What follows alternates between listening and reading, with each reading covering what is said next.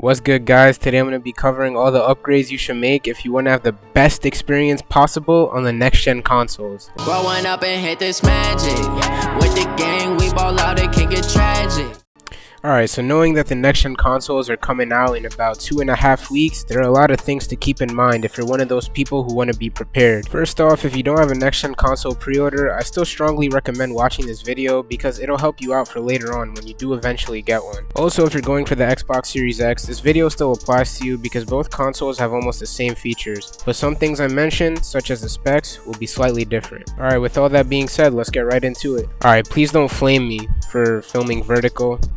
I realized this when I was editing, but yeah, anyway, just forget about it. So this is my gaming setup, and I know it looks pretty bad, but that's not the point. The main thing here that I want to point out is my headset, PS4, my controllers, and my games. All of these things have got to go. If you're one of those people who wants to hold on to their console and games for collecting, that's entirely up to you, but to me, the smartest way of going about this is to let it go. Personally, I'm looking to sell my PS4, the controllers, games, and my headset for extra cash, and I'm going to use the extra cash to make for a better gaming setup for the next generation, and I suggest you do the same thing. If you like the idea of selling your old stuff, eBay is a great place to start, and most people are selling their items for around $250, but it really depends on what you offer and the condition your items are in. If you go to some place like GameStop, you're gonna get scammed, so don't even think about it. So right here I'm on PlayStation's PS5 page where it contains all of the specs and details about the console. The first thing I want to point out is the SSD and whether or not you need external storage. A lot of people who had the OG PS4s like me knew that storage was always a problem when we had the software and lots of games on our hard drives on top of that. Usually we had around 400 gigabytes of storage, and even if you had the 1 terabyte PS4, you might have found storage to be a problem still with the newer games like COD Modern Warfare that launched recently. With the PS5, we're gonna get 825 gigabytes of storage, and after seeing the PS5's UI and all of its features, it'll probably take up about 200 gigs right off the bat. This would leave us with 625 gigabytes of storage, and that's only 200 more than the PS4. I would definitely recommend buying an external SSD, and in PlayStation's PS5 teardown video, they showed that the SSD slot is easily accessible, since all you gotta do is just remove the faceplate. Now, Sony hasn't released a list of SSDs that will be compatible with the PS5, so it's best to wait, but chances are it'll have to be a Gen 2 NVMe SSD. Moving on from the storage, I want to now talk about the video output that you'll be experiencing, and it all depends on your TV/monitor. Chances are many of you, including myself, use HDMI 2.0 cables, and HDMI 2.0 is only capable of running up to 4K quality at 60 frames per second.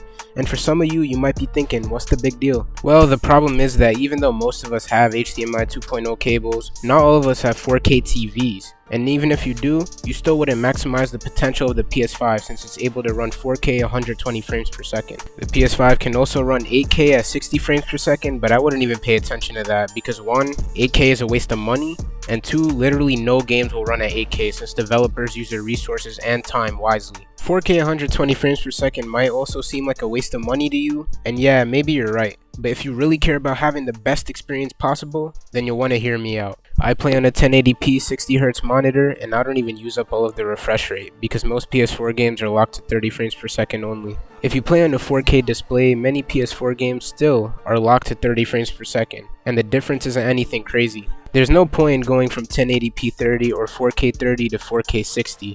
If you really care about having an advantage when you play games, you'll make the jump to 4K 120 frames per second. This will give you a competitive edge over your opponents and an overall better experience. If you're spending money on all of this gaming stuff, wouldn't you want to make sure that you get the most out of it? This is where I present to you HDMI 2.1 cables. These things are capable of running 4K 120Hz, which allows for a smooth and crispy display. Only some games at launch will run 4K 120 frames per second like Dirt 5 for example, but as time progresses, I'm sure more will be available as the devs settle in. Right now, there are only a couple of TVs out on the market that use HDMI 2.1. One of them is the LG CX OLED, which ranges from 48 inches to 77 inches. The bigger the screen, the more immersive the gameplay. The only problem is that its price ranges from about $1,600 to $3,700 on Amazon.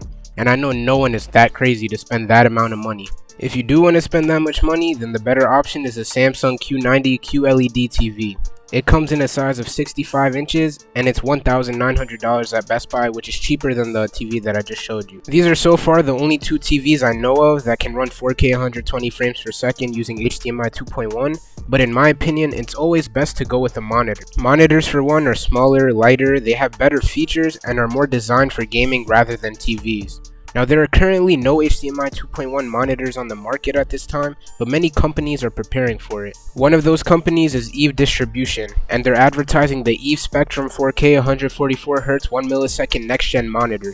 If you didn't understand any of what I just said, basically when it comes out, it will be the best monitor on the market, as it's priced at about $630 plus tax. You can check out their website, but people have said that Eve has scammed people in the past, and I'm not sure if you should trust them just yet with your money. Another HDMI 2.1 monitor is the Asus, I think that's how you say it, ROG, that ranges from 27 inches to 43 inches. They haven't said much about the price or revealed many of the specs, but many people believe that it's going to be available in January 2021 or later. The last HDMI 2.1 monitor that I'm going to mention is the ViewSonic Elite XG320U. God damn. Which will release in 32 inches with HDMI 2.1 support around January 2021. There are a couple more HDMI 2.1 monitors roaming around right now, so if you guys want to check it out, I'll leave a Reddit link in the description below. But most of them, they have articles with them that say that they're going to release in Q1 of 2021. So that's when you should really expect them.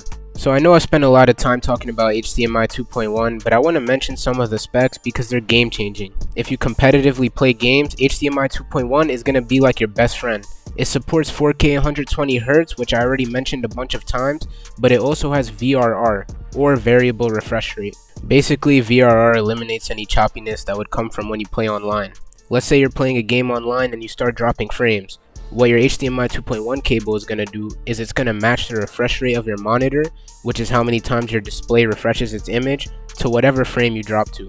This eliminates any screen tearing and is pretty remarkable what the next-gen consoles will be capable of. To wrap up the video, here are the steps that you want to take. First, think about selling some of your old gaming stuff, such as your PS4 or Xbox One. If you're pretty serious, then you should definitely buy an HDMI 2.1 monitor, which will probably be around $800 to $900. This is going to make sure that you're future-proof, and the display is going to last you for many years to come. If you're more casual, then I would just say buy a 4K 60Hz monitor that runs at 1 millisecond if you can find one. This will make sure that you still enjoy your experience, since most games will run at 4K 60 frames per second like I said before. You just won't be able to maximize the potential of the PS5 if you do so. Now please don't feel like you have to go out here spending money on things you won't care too much about. If you have the money and enjoy video games, then go all out by all means. Alright, that'll be it for the video, you guys. If you liked it, please make sure to subscribe for more content, hit the like button, and turn on my post notifications so you never miss any of my uploads. I will start streaming on Twitch again soon if you want to watch me play there, and I'm active on Twitter, so hit me with a follow. I hope that you learned a lot, and leave any questions down below in the comments. As always, stay blessed.